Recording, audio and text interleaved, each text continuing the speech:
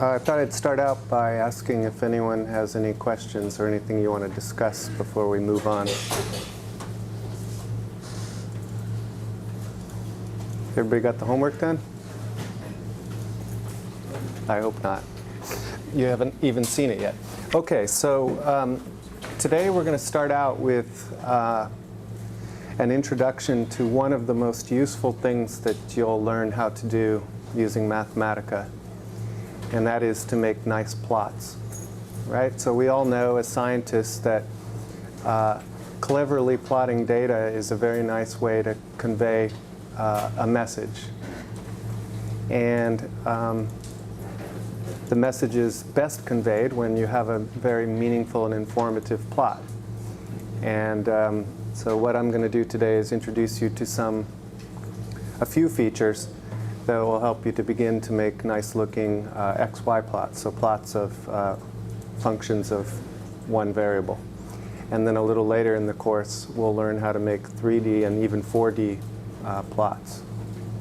And like I say, I think this is one of the more valuable things that you'll learn how to do. All right, so we're going to start with a very simple example. And what I'm going to do is show you how to plot a simple function, so it's going to be the sine function, and we're going to do it over one cycle, so it'll be from 0 to 2 pi. All right? And the name of the command is called plot. This is the very simple plotting command for plotting a function, either one that exists in Mathematica or one that you've defined, and we'll learn a little later today how to define our own functions.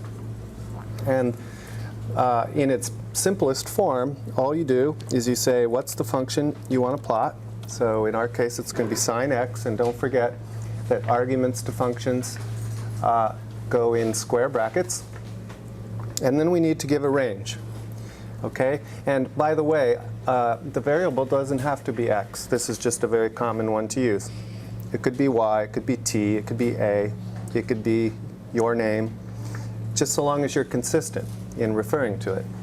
All right, so then I put a comma, and then I put a range. And this is going to be our first introduction to the use of the curly braces. And as I think I previewed to you last time, there are lots of different ways to use parentheses, braces, and square brackets in Mathematica. And braces are generally used to enclose lists. And in this case, we need to make a list of what's the variable. So we've said sine x, so we should put x. And then we put the minimum and maximum value over which we want x to be plotted. So I'm going to go from 0 to 2 times pi. Remember, pi is capital P, lowercase I. All right? And then I close my square brackets, and I enter. And if you did it right, congratulations, because you have your first plot in Mathematica. And so let me start by saying just a couple of things about it. So first of all, there is, unless you specify otherwise, a fixed dimension to the plot. Okay, so Mathematica decides to use a certain amount of real estate in the vertical direction, and then it by default uses about 1.6 times that in the x dimension. So you get this rectangular plot. And if you wish, you're certainly free to change this and many other attributes of the plot. And I'll show you a few, and also show you how you can use documentation to uncover a universe of possibilities for customizing your plot. Now the next thing is that notice that this sine wave fits very nicely within the plotting frame. In general, Mathematica is going to try to fill as much of the plot as possible, and so it's going to adjust the limits in y, so in this case from -1 to 1, that happens to be the limits of the function, and x, so as to use as much of the plotting frame as possible. Now this isn't necessarily what you want, and as we'll see, you can change that too. Okay? And then the third thing that I'll mention here is that Mathematica has, when you first fire it up, a default coloring scheme that it uses. And according to that default coloring scheme, the first curve when you're plotting plots in a given plot frame is going to come out blue. Once again, this is something you can change, and I'll show you a couple of ways that you can do that. All right, and then if you plot another curve, which we'll do in just a second, it will come out in a different color. Okay, so that's kind of useful to know if you're plotting multiple plots. All right, so this is very simple plot, and you can see that the command for it is also very simple. Okay, so what can we do now? Well, this is a good time for me to emphasize something that you should start thinking about all the time, which is as soon as you do anything significant as you're working, you should save your file. All right, so if you haven't already seen how to do that, let's go ahead and do it now. All right, so what we're going to do is uncover the menu here, and then I'm going to say File, Save As, and if I click on Local Disk, there's a folder called Save Here. Okay, so on these lab computers, you're allowed to save files in that directory. All right, so let's go ahead and click on that, and then you can put in a name. All right, so yesterday I saved a file called doug1.nb. Today I'll call it doug2.nb. You can call it whatever you want. Okay. Now, another very important thing to keep in mind is that this file may not live very long after you leave the class. Okay, in principle, they wipe these disks, all these save here directories automatically every 24 to 48 hours. So the next thing you should do, especially when you're working on your homework, and double especially when you're working on your exams, is to save a backup copy. Okay, so all of you have probably been using computers for some time now, and I would bet that most of you have some tales of woe about how you've worked for hours on some precious document right near the deadline, and the computer crashed or the program crashed and you lost everything and you cried and you were really stressed out about it. So what I recommend that you do to avoid that stress is to get into the very, very good habit of making backups. Now in this course, I can recommend, say, 3 that are very easy and take a very small amount of time. One is just immediately email a copy to yourself. Another is create a Dropbox on your EEE that you have waiting for you and upload a copy of your file to your, say, Chem 5 miscellaneous Dropbox. And another thing you can do is you can have a thumb drive at the ready in the computer and move a copy over to your thumb drive every now and then to create a backup. In this class, losing your data because of a computer crash is kind of like turning in a paper late because your dog ate it. It's not an acceptable excuse. Okay, so I've given you 3 good ways to back up your data, and I will assume from now on that you'll be doing so. All right? Okay, now back to our plot. So the next thing we're going to see how to do is how to plot 2 functions at the same time. Okay, so the way you do that is you make a list of the functions that you wish to plot. And so a list is enclosed in curly brackets. So I'm going to put some curly brackets around this. And then I'm going to add the second function, which in this case is going to be cosine, cos of x. And now if I press enter, you see that I have 2 curves. Now, how do you know which is which? Well, first of all, you should know the difference between cosine and sine. But if you didn't, you could infer it because, as I said, Mathematica always draws the first one with the blue. And now you can see that by default, it draws the second one as purple. Okay? All right. So there's an introduction to plotting more than one function.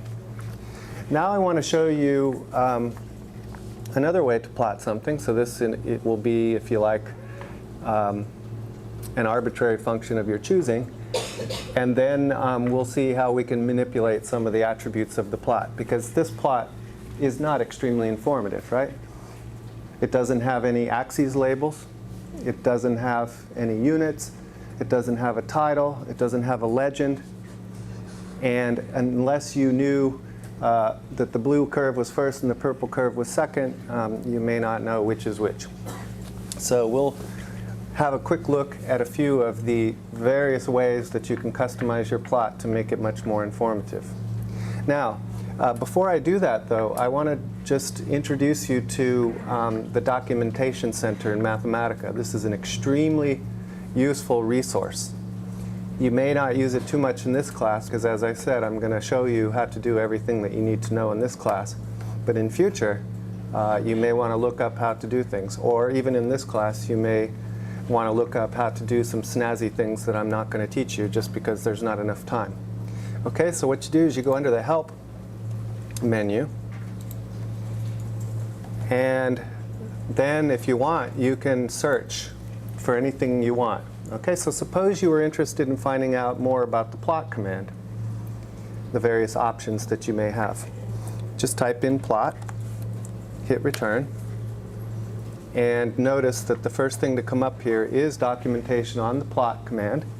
But you also can take a tutorial if you want. This is often available. And there are additional guides like general algorithms for data visualization, et cetera, et cetera. So let's go ahead and click on this. And you see that you get, first of all, a very, very basic introduction to the syntax of the command. And then there's this box that says more information. And usually the useful stuff is in that box. And so now, if you look at this list of things, these are all lists of options that you have for changing the attributes of your plot. And it looks pretty intimidating, but most of the time you won't care about most of those things. I'm going to show you a few of these. But I just want to let you know that this exists because you may be curious and want to waste some time making your plot look really super cool. Okay, now another thing that's occasionally fun to look at is the examples. All right, so these just generally show some very simple things. It's by no means exhaustive. And then down at the bottom, they usually have something called neat examples. So this one's particularly cool because it's actually a chemistry example. And this may not look familiar to you, but as soon as you take Chem 131A, you'll know exactly what this is. This happens to be a very nice representation of the first 1, 2, 3, 4, 5, 6, 7, 8 wave functions, or I guess those are the probability amplitudes for the harmonic oscillator, which is a simple model for molecular vibrations. Has anybody heard of that before?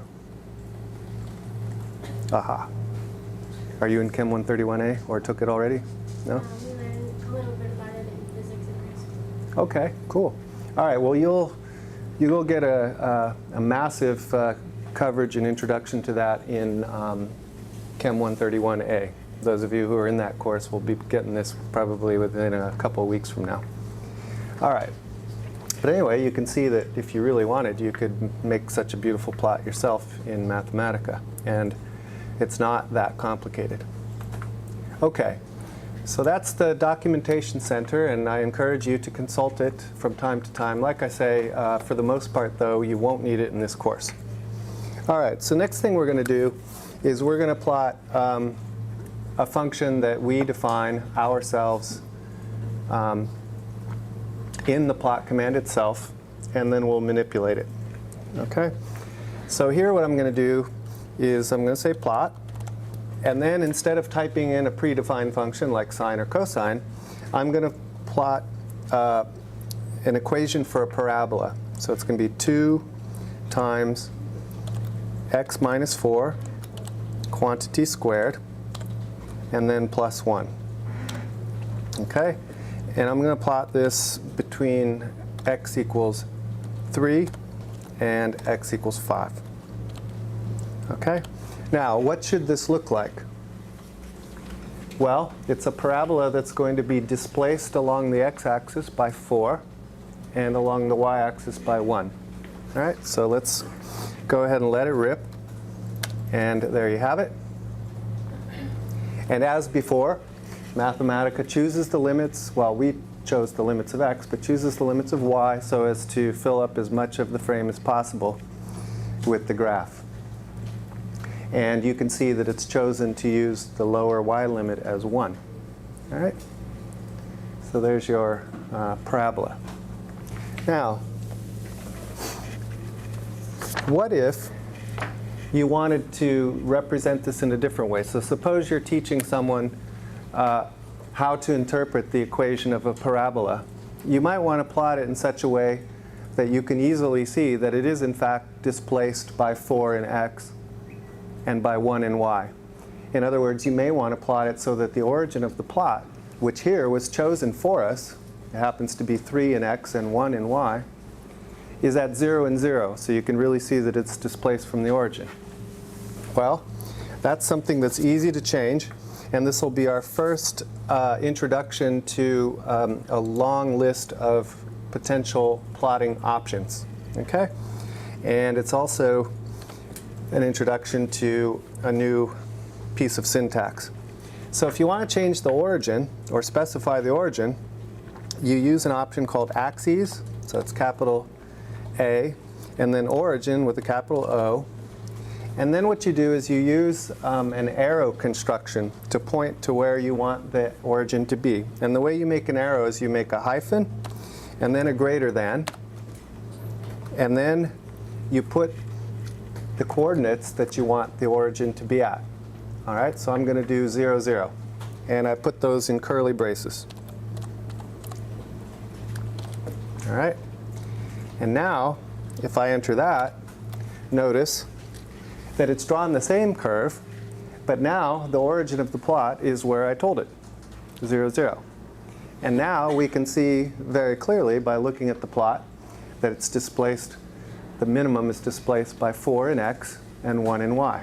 Okay? So it's exactly the same data, but it's plotted in such a way as to convey a new point. All right? So a very simple example of a manipulation that you may want to do from time to time to make your plot convey the message that you wish to convey. Okay. Now, one more comment. We're going to be learning more and more of these options. And you might be thinking, man, this is super confusing. I don't remember when to use curly braces, when to use arrows, what the words are that I'm supposed to be using to do this or that. Don't worry about that, because the best way to make complicated constructions in Mathematica is to look at an example and then modify that example to do what you want to do.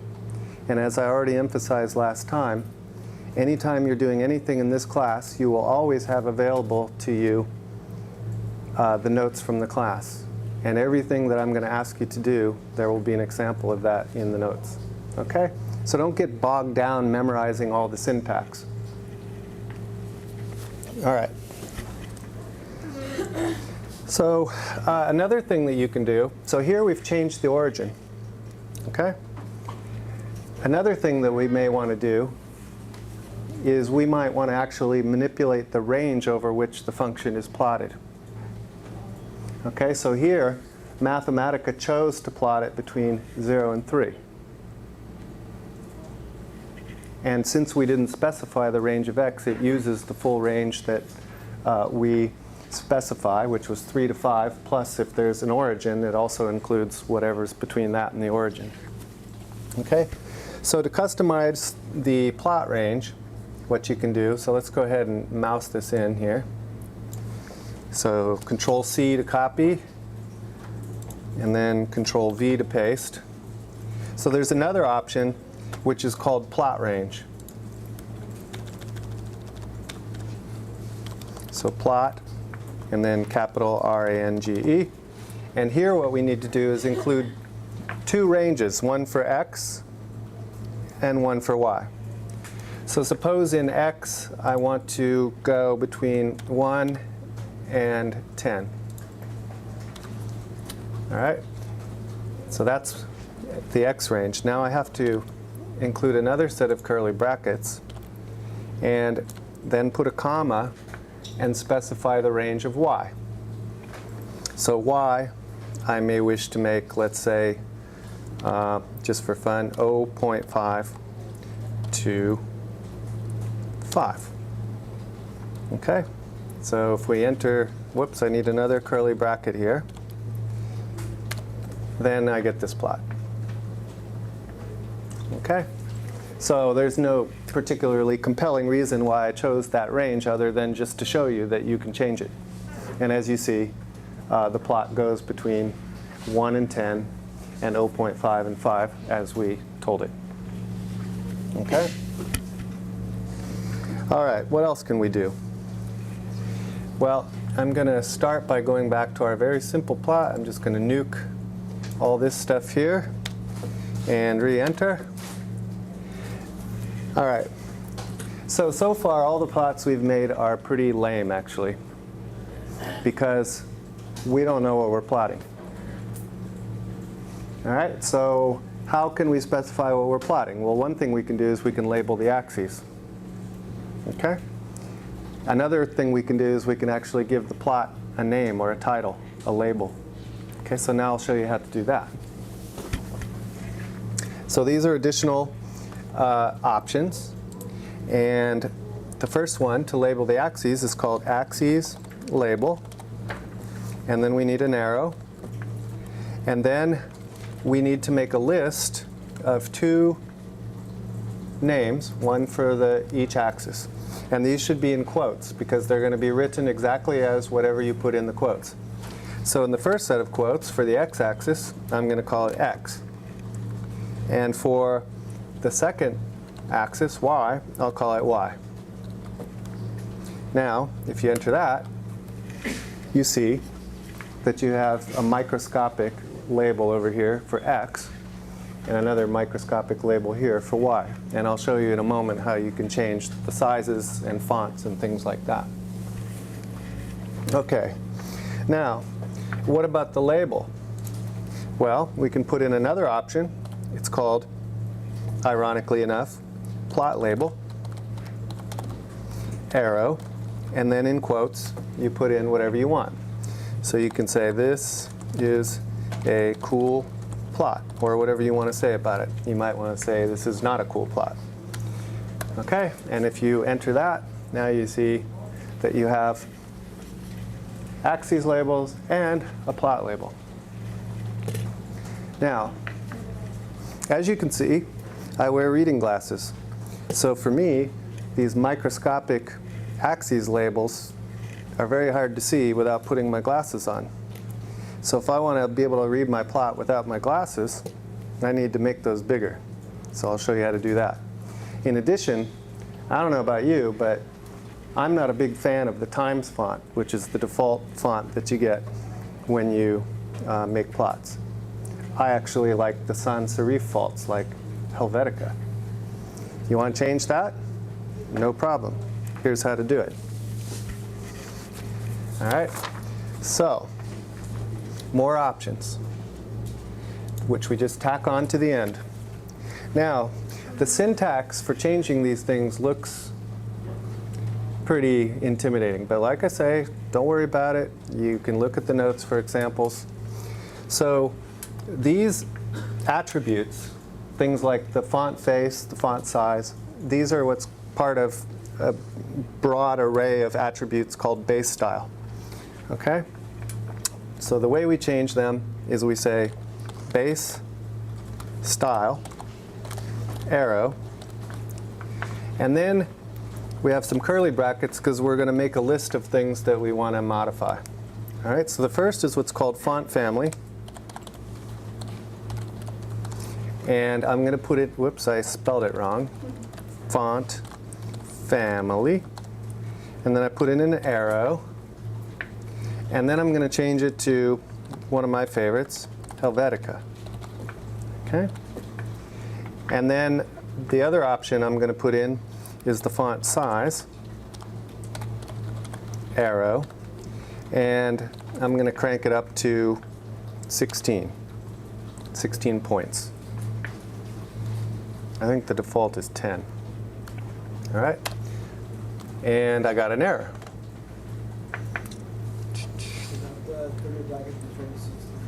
I forgot the curly bracket.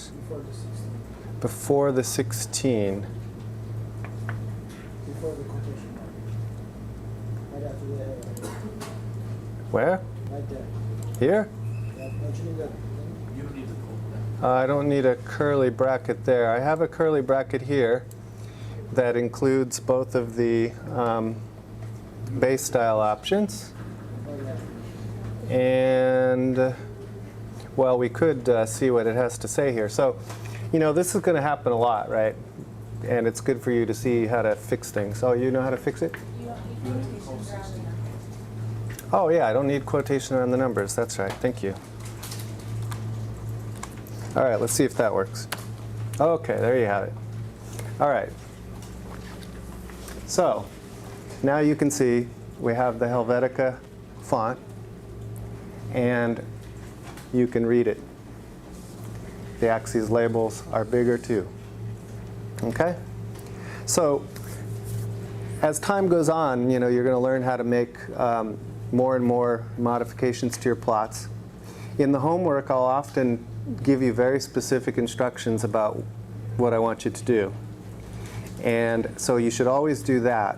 But in addition, I encourage you to let your creative juices flow and use colors or plotting attributes to spiffy up your plots to your heart's content. You'll impress your TAs when they're grading. So the minimum requirement is include all the elements that I tell you to, but after that, the sky's the limit, as long as you don't, you know, modify the information content of the plot. Okay? All right. Now, let's do some other things that are very important if we want to make scientifically meaningful plots. Okay, so now I'm going to go back to our previous example of the sine and cosine. All right, so I'm going to mouse this in. And put it back, Control V, okay? And we'll go ahead and enter that to remind ourselves what that looks like. So here we have our two curves, all right? And what I want to do is I want to play around with the curves in various ways so as to make them distinguishable, more distinguishable, okay? And also, while I'm at it, I'll show you how to make plots in black and white, or grayscale. This is sometimes nice because if you have, say, a black and white printer, if you were to plot these two curves, they'd probably be really hard to tell apart. So you may want to make your curves in black and white and then use other attributes like line thickness or dots and dashes and things like that to make the plots look different. Okay, so we'll do that first. All right. So now what we're going to do is we're going to make both of these curves black. All right. And this can be accomplished by using an option called plot style. Okay. And I'm going to put some whoops, it has to have an arrow and then some curly brackets. And then for each of my plots, I'm going to specify some attributes inside plot style. Okay, so one of those can turn these plots into what are called grayscale. All right, so let's do that. So for the first plot, I'm going to say gray level, and I'll explain to you how this works in just a second. Bracket 0.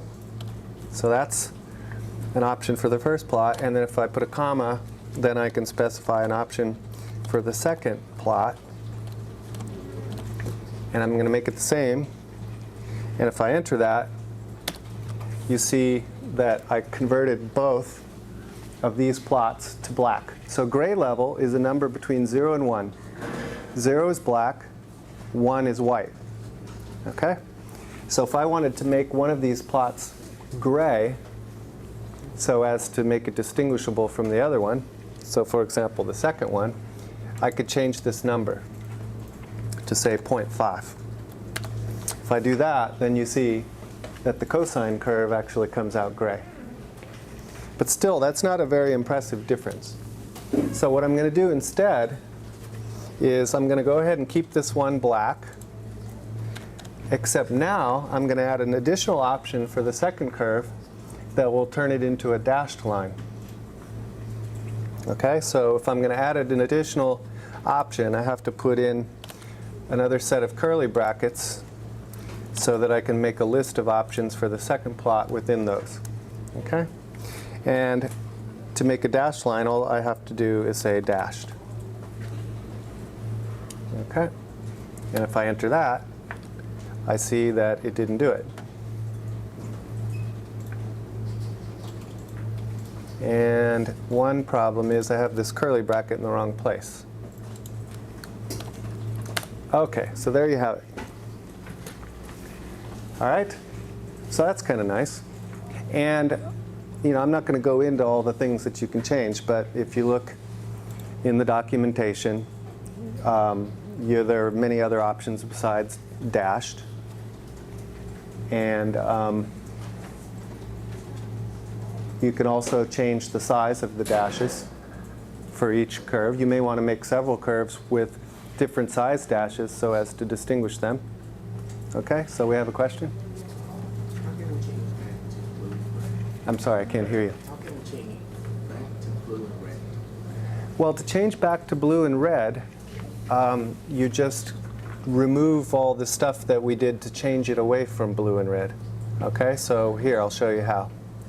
So we mouse this back in, and if we could just go down here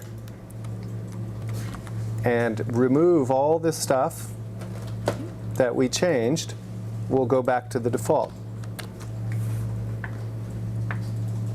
Okay? All right, so it may not be obvious to you why you might want to do this. I guess the most straightforward example is you may have a black and white printer and you want to make a meaningful plot. Another is, this maybe isn't so relevant to you at this stage of your life, but when you publish stuff in journals, sometimes the publishers will charge you a lot of money to get your figures plotted in color. And so whenever you can make plots in black and white, you tend to do so to save money. And because we have things like dashes, and as I'll show you in a minute, line thicknesses, things that we can change, we can still make perfectly beautiful, meaningful plots without using color at all. Nowadays, color printers and color toners are pretty cheap, but when I first started my education, color was very hard to come by, and when you could come by it, it was very expensive. Okay. All right, what else can we do here? Well, we can change the thickness of the lines. All right? So what I'll do is I'll change the thickness of the first curve. So I'm going to put in curly brackets around this guy. And then there's a command or an option called thickness. And there's a number that goes inside. And this number happens to be the fraction of the plot width. Okay, so if I put in 0.01, what that's going to do is it's going to draw the first curve in solid, and the thickness of the line will be 1% of the width of the plot. Okay, so if you enter that, you see that you get a fat black curve for the sine. Okay? So these are just a couple or few of the various ways that you can manipulate your plots to make them contain more information. Now, the next thing I'm going to show you is, well, actually, I'll show you a couple of things. The next thing I'll show you is how you can make the plot frame look a little bit different. This sometimes is preferable. Some people like to have a frame that goes completely around the plot. Okay? Now, the way you do that is you put in another option. The default is to not put one, right? Here we've got just the two axes. if I put in an option here that says frame, arrow, true, it'll draw a plot frame. Okay? Notice the difference? You may want to do it. You may not. If you do, this is how you do it. Now, one little idiosyncrasy about having the plot frame is that the way you label the axes is different. I didn't invent this, so don't blame me. But I'll show you how to label the axes. So remember when we had the regular plot that doesn't have the frame, we labeled the axes by saying axes label. Here, if we have a plot frame, that doesn't do anything. What we have to do is say frame label. Okay, so let's try that.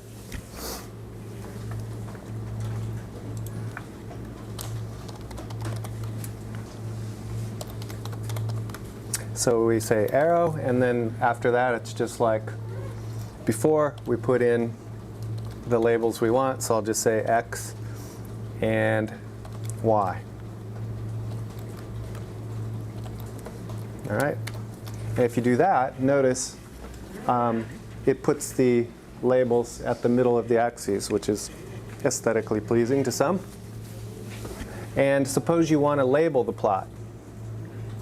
It's the same command as before. It's called plot label. So maybe you want to say my favorite trig functions. Okay? All right. Now, the next thing is, again, so far we've done a very nice job of distinguishing our two plots. But if we hadn't taken trigonometry class yet, we wouldn't know which one of those is which. So what we want to do now is we want to include some labels that tell us which curve is which. Okay? And one convenient way of doing that is by using what's called a plot legend. Okay? So what a plot legend is it basically a little sample of each curve, and next to each sample you have some name that you give it that tells you something about what you're actually seeing here. So for example, I might want to label this one sine of x, and this one cosine of x. All right? Now, plot legends, for some reason, the geniuses at Wolfram Research decided is not something that you're going to want to do all the time. And the way Mathematica is written, it's actually a very, very big and complex program. And if you tried to load all of its capabilities at once into memory, you'd be using up a lot more memory than you really need to do most things. Well, to do pretty much anything you want to do. So what they've decided to do is to load in, when you fire up the program, you load in a small number of what are called packages that you're likely to use a lot. And then there's additional capabilities that you use less frequently that are available, but they have to be loaded. Okay? And it turns out that plot legends are one of those things. So if we want to include legends in our plot, we actually have to load what's called the plot legends package. Okay, so the first thing I want to do is just to show you how it is that you can see what's already loaded. So if you type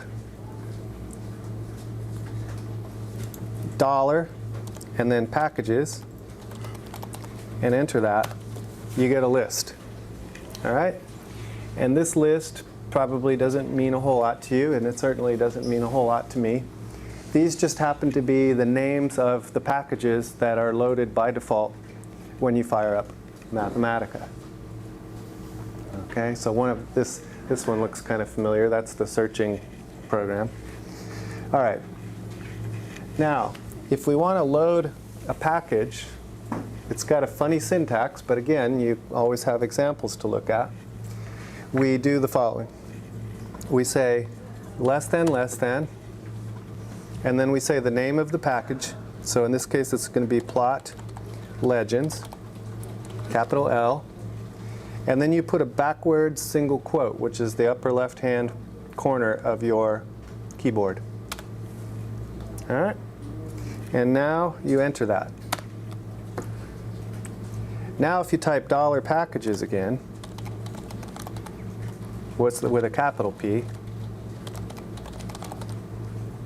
and no A, then you see you have an additional one that you didn't have before, which is called plot legends. And now you can actually use commands that are required in order to install a plot legend. So let's go ahead and mouse this guy in here and put it down here and enter it. Okay, and now what we're going to do is we're going to label these two curves with a plot legend. Okay? Now, the way you do that is you add an option. And by the way, this option will not be available to you until you load the plot legends package, where you say plot legends, plot legend, arrow, and then you have a list. In our case, it's going to be 2 items because we have 2 curves, a list of the names that you want to give to each curve. Okay, so for the first one, I'm going to call it sine of x, and that should be in double quotes, sorry. And the second one will be cosine of x. And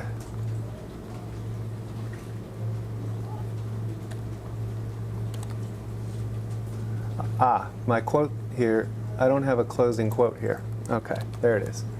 All right.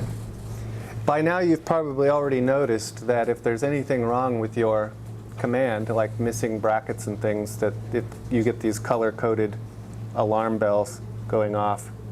So they kind of help you to figure out what you're missing. All right, so let's try that. There you go. So here is a plot legend that tells us that the blue curve is sine and the purple curve is cosine. This is very, very useful, right, for making a meaningful plot. Now, what's not so nice is that by default, this thing is placed so that its center is at the lower left-hand side of your plotting frame, which is, in many cases, not a very pleasing place to put it. So we'll see how to move it in just a second.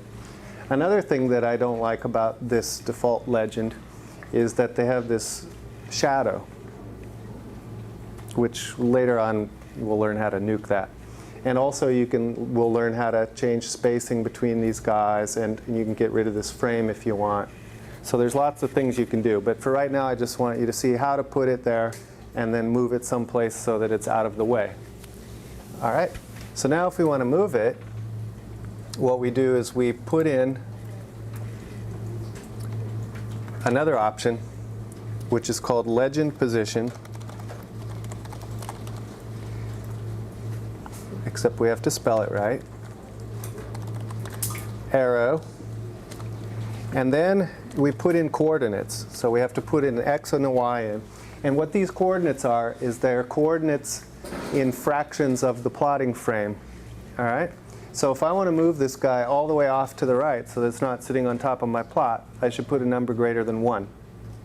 And then I can play around with the vertical to get it to a place where I like how it looks. So let's try 1.1, and then I'll put in minus 0.3. So that's going to be the y, where it is in the y. And if you enter that, you see that now your legend is in a much nicer place where it's not sitting on top of your plot. Okay? Why 1.1? Surely more than 6? No, because these coordinates are in units of the dimension of the plot. So what 1.1 means is it's 0.1 beyond the edge of this in terms of the width of the plot. Okay? Yeah. But usually when you're dinking around with these things, you kind of play with the numbers until you get something that you like. So I just so happen to like this because this is roughly centered on y and it happens to be off the edge of the plot. Change the numbers, see what happens. By the way, that's something I should encourage you all to do. While we're sitting here dinking around, you don't have to do exactly what I do. If you're curious to see how something works, play around with the things. The worst thing that can happen is it won't work. Okay? All right, any other questions? Okay, so this is all I'm going to say for now about plotting. Okay? This will be enough to do a good job on your homework. And as time goes on, we'll see new ways of making plots, and we'll get more and more sophisticated. But already, right now, you can make really cool plots. And hopefully you're all very happy with yourselves. Okay. Now, we have a couple of other things that we need to do in order to be able to do the homework. And these are things that we're going to use a lot. So if you have any questions whatsoever in the next 10 minutes or so, please make sure we get them answered. Okay. So the next thing we're going to do is we're going to learn how to assign variables. Okay? So let's see how to do that. So the assignment of a variable works the following way. Name of your choice equals something of your choice that you wish to associate with that name. I mean, it's kind of like algebra, right? And then once you've assigned a variable, you can use it subsequently. And you can change the value if you want and use it again. Okay, so your introduction is the following. What I'm going to do is I'm going to define a equals 2 and b equals 3. And then I'm going to add a plus b.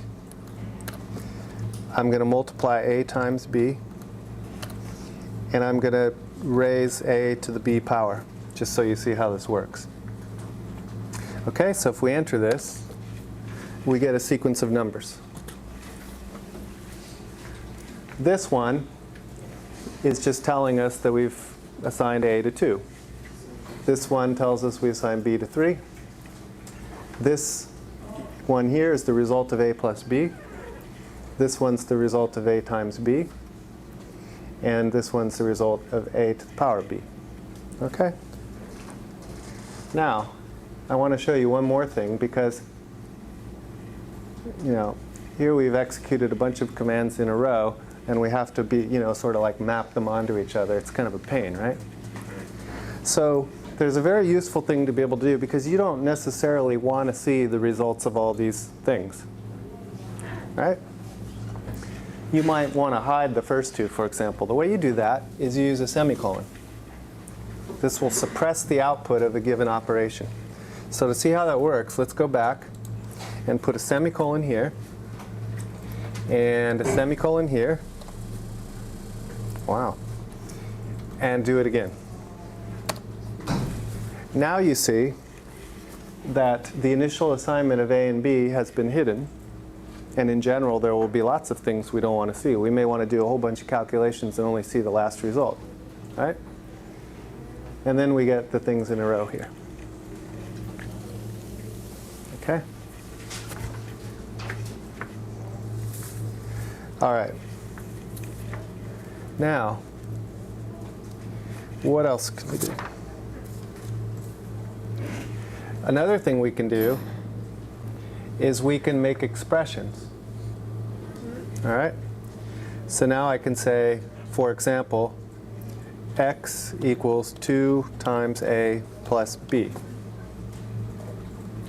All right? And if I enter that, I get 7. Because I've assigned 2 to a, so 2 times 2 is 4. And I've assigned b equals 3, so 4 plus 3 is equal to 7. All right? Now, suppose I want to go back and just have x defined as an algebraic expression, but without any numbers assigned. There's a very useful command that allows you to remove the assignment of a variable name to a number. And this is very useful if, say, within the same notebook, you're using the same name for a number that you may use it in one set of units in one place and another set of units in another place, so the numerical value changes. So for example, the gas constant might be, you can have that in SI units, or you can have it in liters, atmospheres, moles, Kelvin. And as you know by now, in chemistry and physics and sciences, we oftentimes use the same letters to refer to different things. Okay? And if you're using the same letter in multiple places in a notebook, you may forget that you assigned it to one thing somewhere, and you'll get some bogus answer down below when you try to use it in a different context. So there's a very useful command that I will use a lot when we start doing more complicated things, which removes the assignment of a variable. And that's called the clear command. All right? And so the way I can do that is I can say clear. And suppose I want to clear the A, okay? Put a semicolon, and now I ask, what is x? A. That wasn't supposed to happen. Oh, x, sorry, x was already assigned. Let's clear A and x.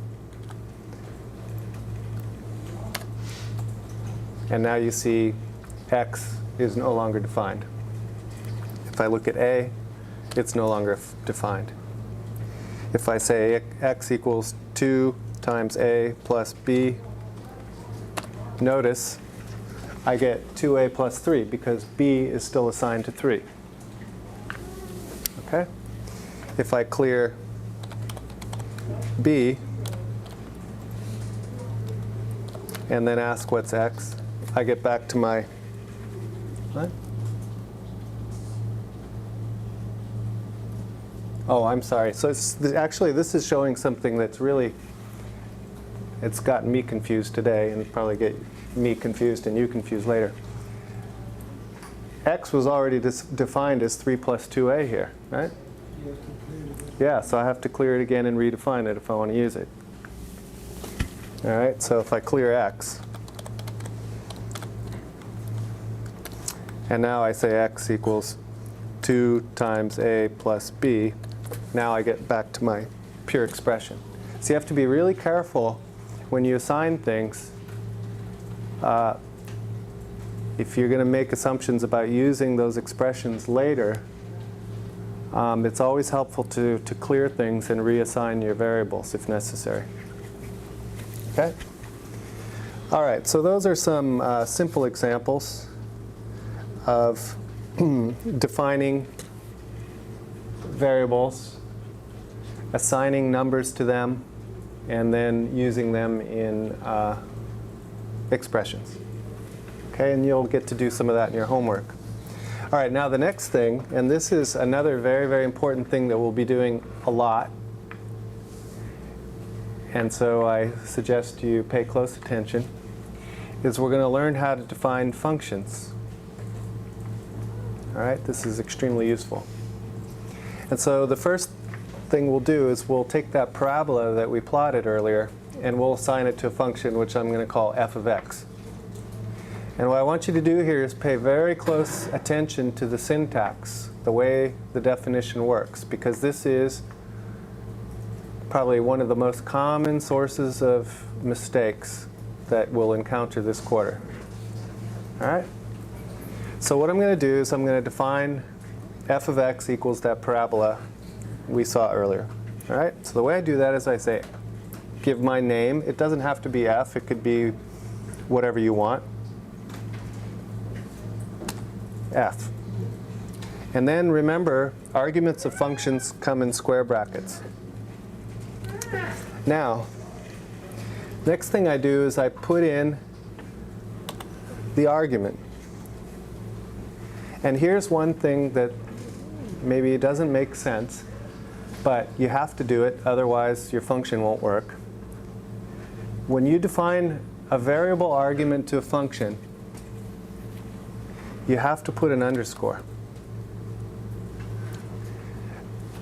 Why is that? Well, why is that is because you may have several arguments to a function, but some of them you may wish to remain constant, or you may want to put in a particular value so that it's not actually an independent variable. This is so you can distinguish between true independent variables and some parameter or something.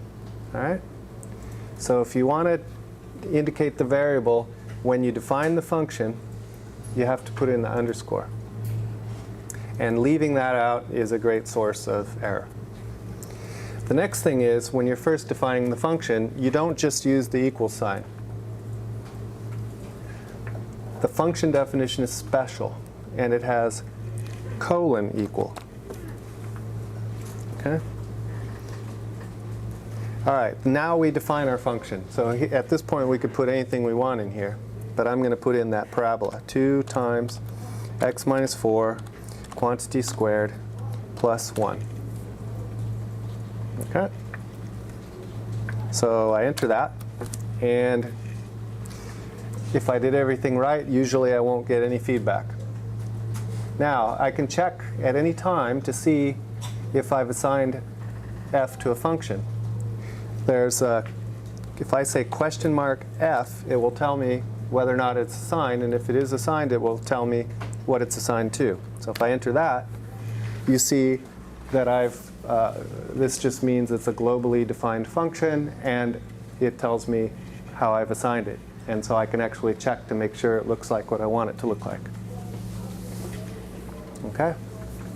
Now, once I've defined this function, I can do lots of things with it. So for example, suppose I want to evaluate it for a given value of x, like say x equals 1. All I have to do is say, give me f of 1. And you see I get 19. Does that make sense? X minus 4 is minus 3, squared is 9, times 2 is 18, plus 1 is 19. Okay? You can put in whatever you want. Suppose you say f of pi. If you put in pi, as I told you last time, Mathematica will keep the exact result. So in this case, it just puts in the pi. If I want a numerical value for that, I can say n bracket percent, like we learned last time. And so there's my numerical value. Another thing I can do is I can plot it by referring to f. So I can make the same plot as we made before by saying plot f of x,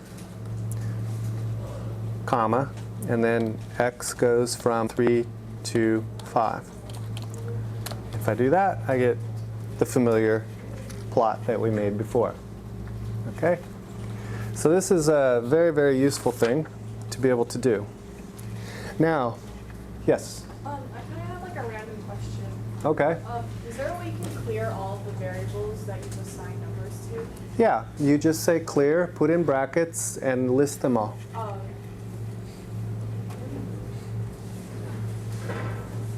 Any other questions? Yeah. You sure? Okay. All right, so the next thing I want to do is I want to define a quite complicated function that's relevant to chemistry. And the reason I want to do this is because I want to emphasize to you that oftentimes the way we type functions in this command line of Mathematica looks a lot different from the way it's written in the textbook or on the homework assignment or whatever. Now, a little later, we'll learn how to typeset our things. But for now, anyway, I want to teach you the brute force way to do it. And the main point of this is that as time goes on, we'll be working with fairly complicated functions.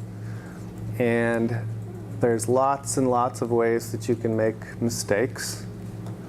And so I want to point out a couple of those here. All right, so what we're going to do, I'm going to write the function on the board, is we're going to plot something that you've seen before you may not have ever seen the formula, but you've certainly seen the function.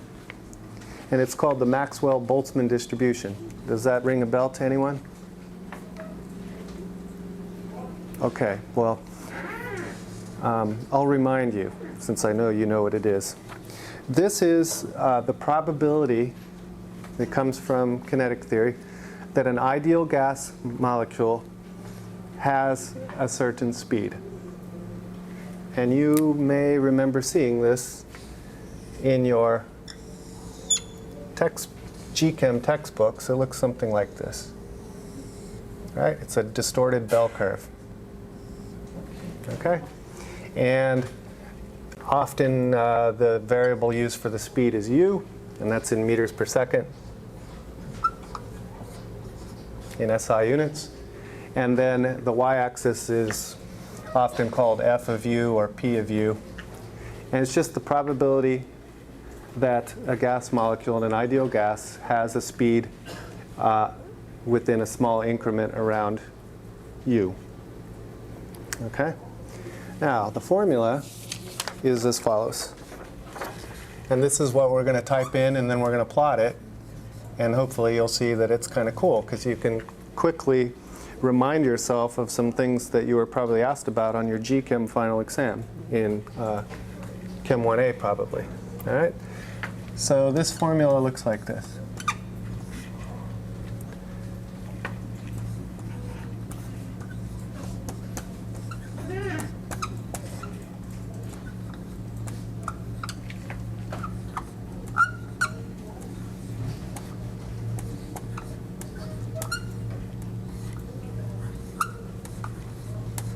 Okay, so if you look up the Maxwell-Boltzmann distribution in your favorite textbook that may have it. Oh, yeah, let's turn on the light. Oh, thank you. Did I turn off the light? Oh, okay, there we go. All right, so 4 pi times quantity m over 2 pi RT. M here, if we're in SI units, would be the molar mass in kilograms per mole. R is the gas constant, 8.314 joules per Kelvin per mole. T is the absolute temperature. U is the speed in meters per second, and that's everything. Okay? Now, another thing about somewhat complicated formulas is that it's never a bad idea to see if you can't predict before you actually plot it what it might look like. That's not always going to be the case, but whenever you can, it'll be helpful, because there's a lot of ways to screw this up when you enter it in, and when you make a plot you want to be able to kind of tell whether or not your plot is bogus or it seems to be correct. So let's ask ourselves, what does this thing look like at when u is very small?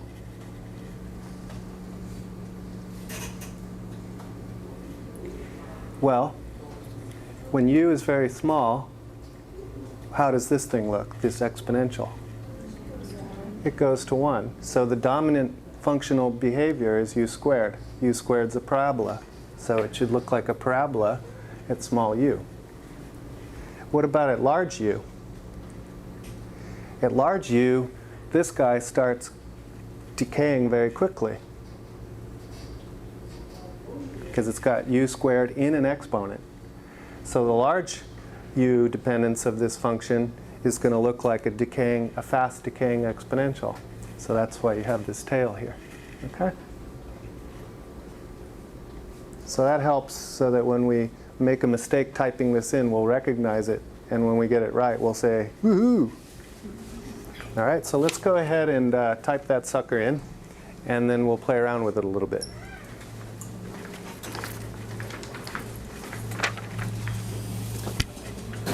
All right. So notice I already defined f here, and I want to use the same variable. So to keep from getting in trouble, I'm just going to right away say clear f. All right. Okay, now I start typing. So f of u, remember underscore for the variable, colon equals.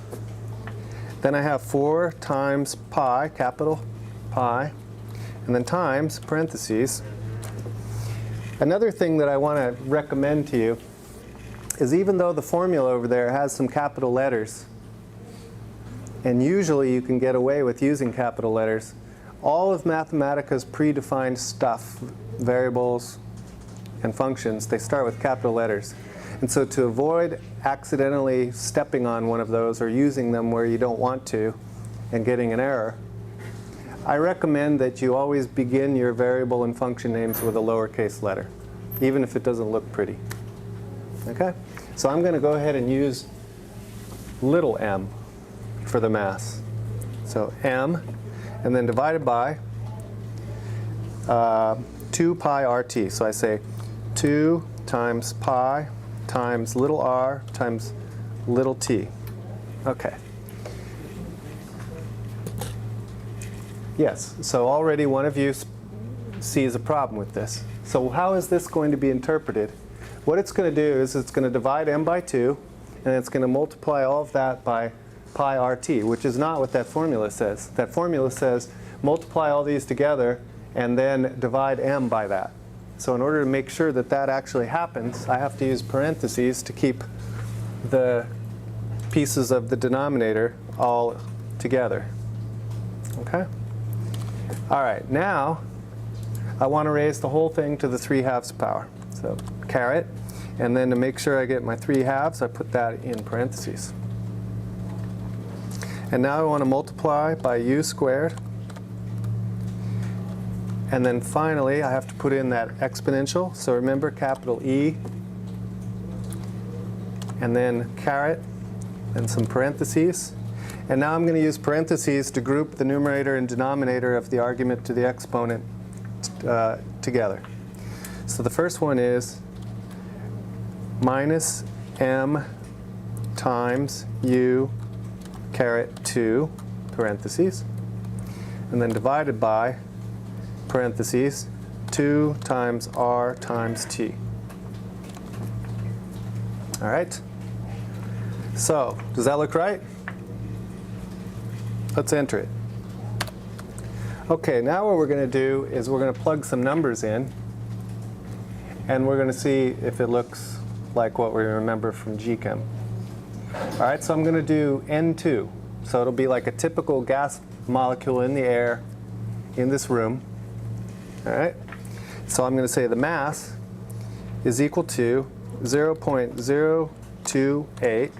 That's the molar mass of N2 in kilograms per mole.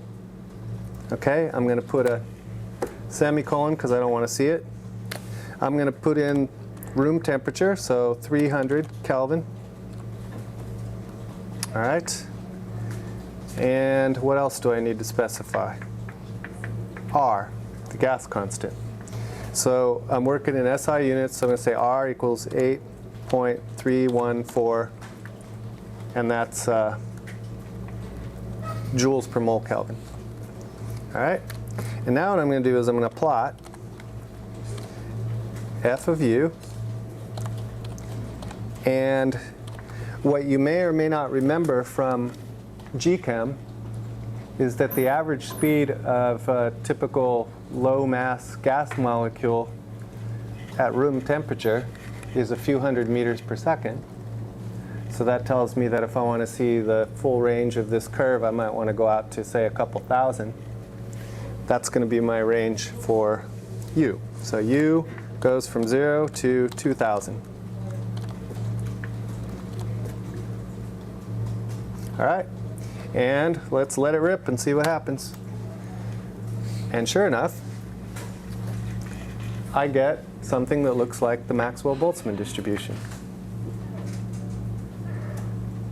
Look familiar?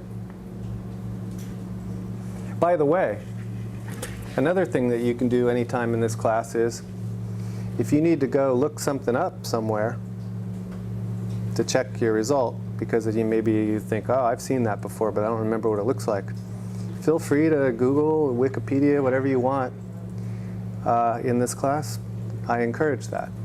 Okay? So anyway, if you were to Wikipedia the Maxwell-Boltzmann distribution, you'd find a curve that looks like that. All right, now we have a learning tool. Because now we can say, oh, I forgot how that changes when I change the mass. So suppose I want to say, what happens if I look at a heavier gas molecule like chlorine, Cl2? Well, I can change the mass. So let me go ahead and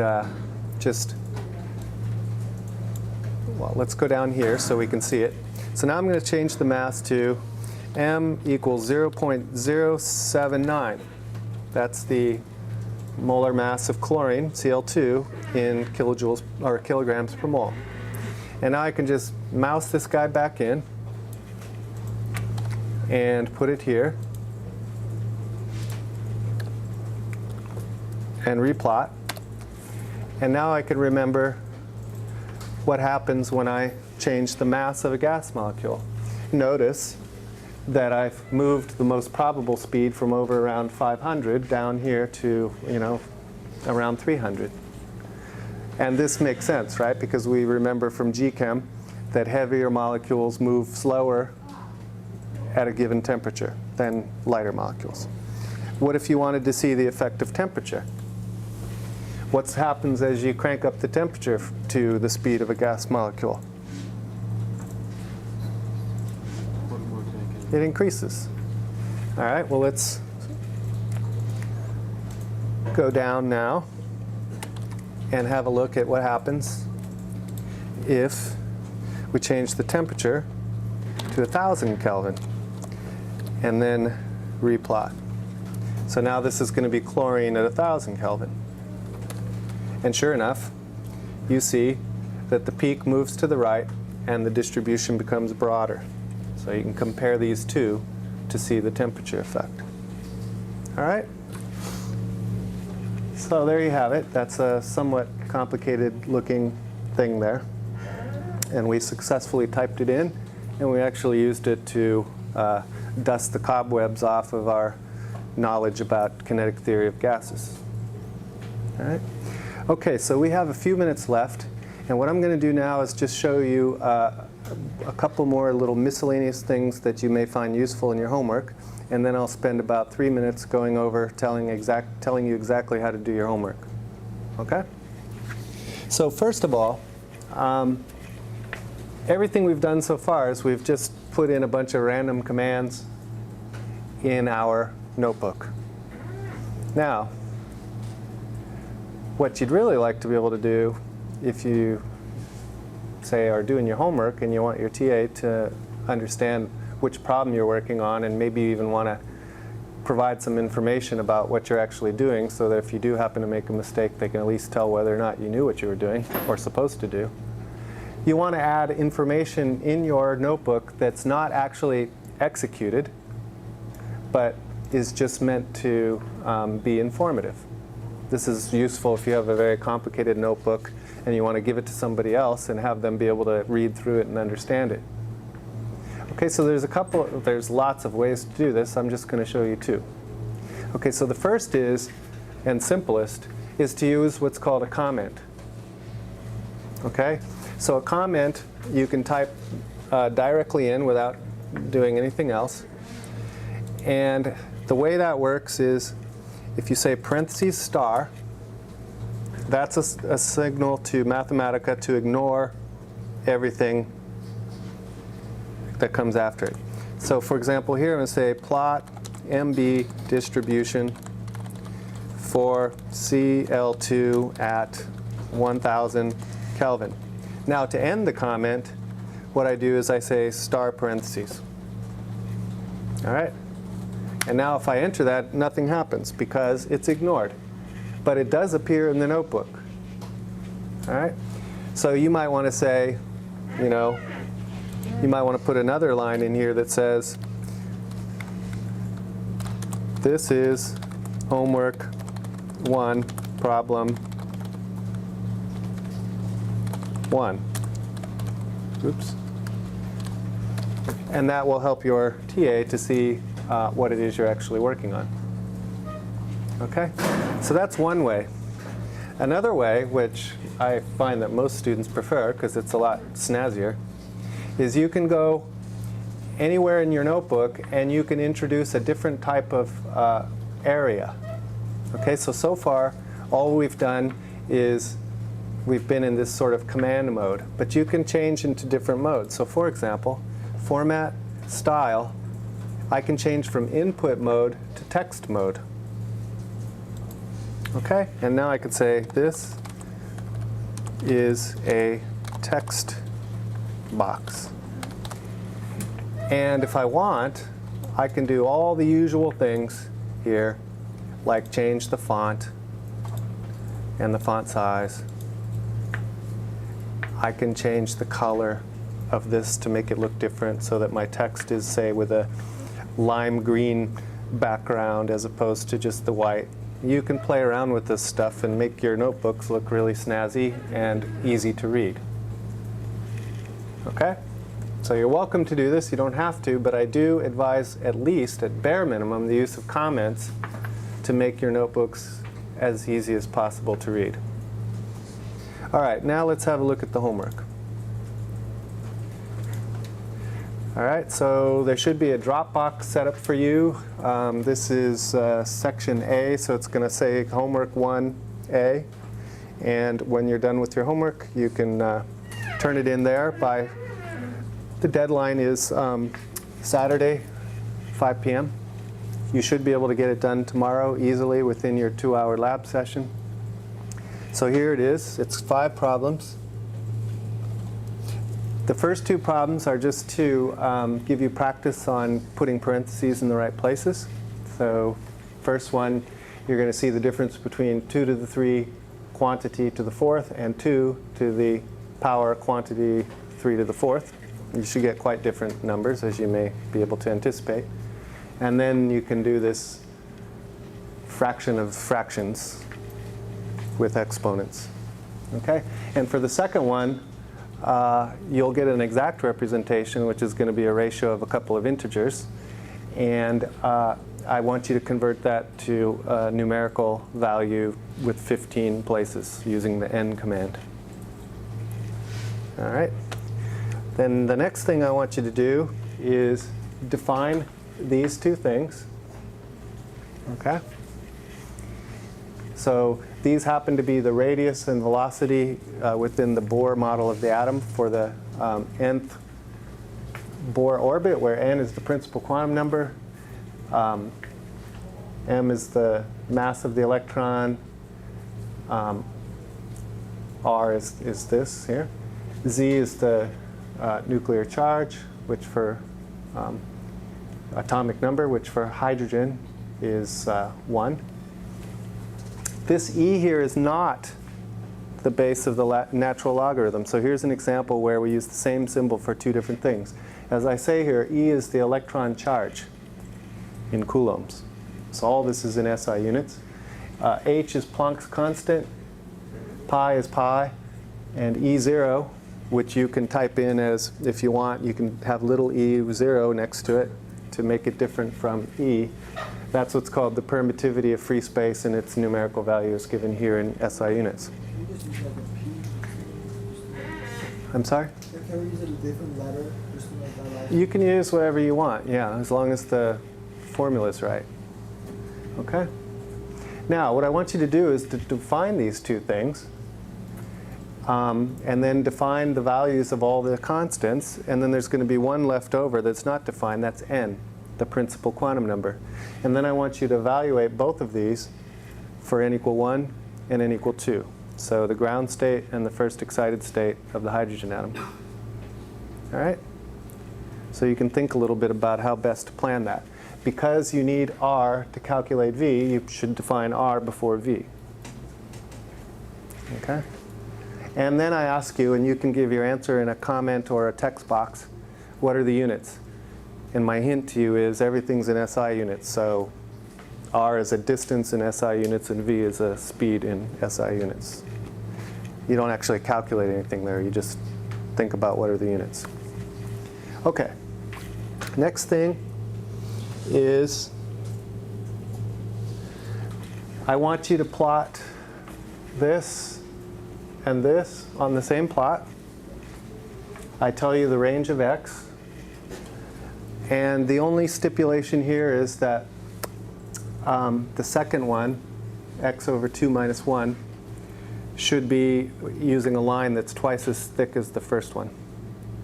All right, so you can make whatever color you want. I just want to see you change the thickness.